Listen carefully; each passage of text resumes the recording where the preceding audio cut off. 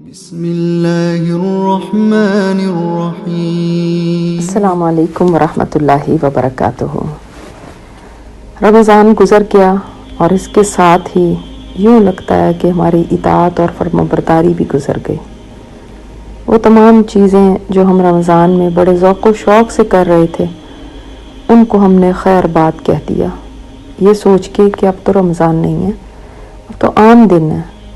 حالانکہ وہ رب جس کو راضی کرنے کے لیے ہم رمضان میں کوشش کر رہے تھے وہ رب تو اب بھی وہی ہے۔ رمضان ہو یا غیر رمضان، اللہ تعالیٰ کی اطاعت اور فرمانبرداری میں کبھی کمی نہیں آنی چاہیے۔ اگر رمضان میں ہم نے توبہ کی، قرآن پڑھا، نوافل ادا کیے، تہجدیں پڑھی، تراویح پڑھی، سر کو کور کیا، پردہ کیا، جھوٹ سے اور غیبت سے اپنی زبان کو روکا، تو رمضان کے بعد یہ سب سبق کیوں بھول گئے؟ کیا ہم رمضان کی فرمانبرداری کرتے ہیں یا اللہ تعالیٰ کی؟ کیا ہمیں رمضان کی شرم ہے یا اللہ تعالیٰ کی؟ تو شرم رمضان کی نہیں، اللہ کی ہونی چاہیے۔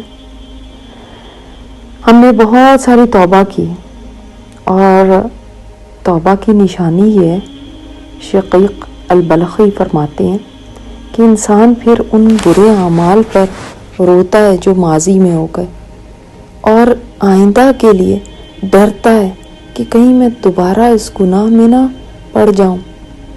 تیسری چیز یہ کہ بری صحبت کو چھوڑ دیتا ہے، اور چوتھی چیز یہ کہ نیک لوگوں کی صحبت میں بیٹھنا شروع کر دیتا ہے۔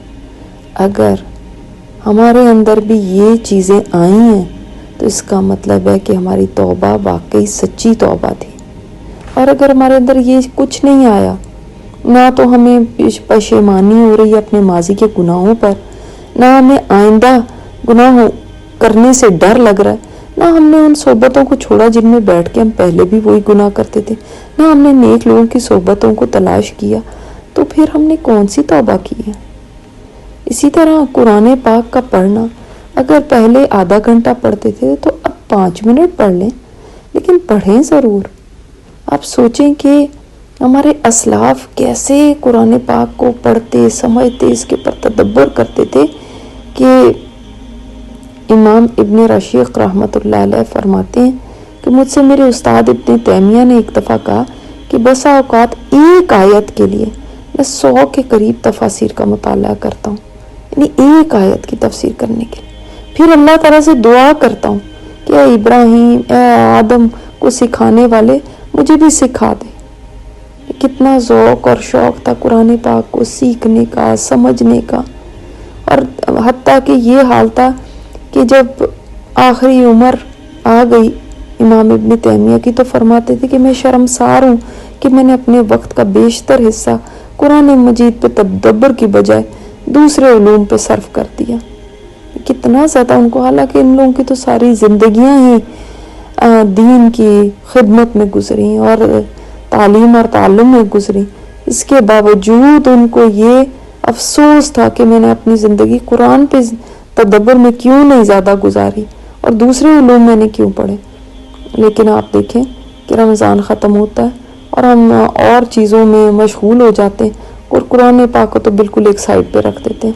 اگر رمضان میں ہم جلدی میں صرف اوپر سے قرآن کی تلاوت کرتے رہے تو اب یہ موقع ہے کہ ہم اس کو تھوڑا سا سمجھنے کی بھی کوشش کریں اور اس کے اوپر غور و فکر کرنے کی کوشش کریں۔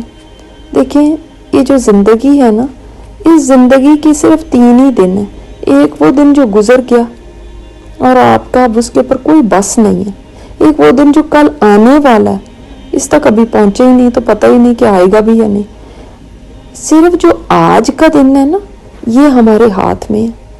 اب اس میں ہم جو چاہیں کریں اور جو چاہیں چھوڑیں، تو ہم اس دن کو پروڈکٹیو بنائیں اور اللہ تعالیٰ سے دعائیں کریں کہ ہمیں اللہ تعالیٰ وہ زندگی دے جو بابرکت ہو۔ اللہ تعالیٰ ہم سب سے قبول فرمائے اور اللہ تعالیٰ ہمیں حکمت عطا فرمائے۔ السلام علیکم ورحمۃ اللہ وبرکاتہ۔ یہ اسپیکر استاذہ نجیحہ ہاشمی ہے۔ ان کی مزید آڈیو سننے کے لیے لاگ ان کریں الرحمہ.org پر، ARRAHMA www.dharmaseed.org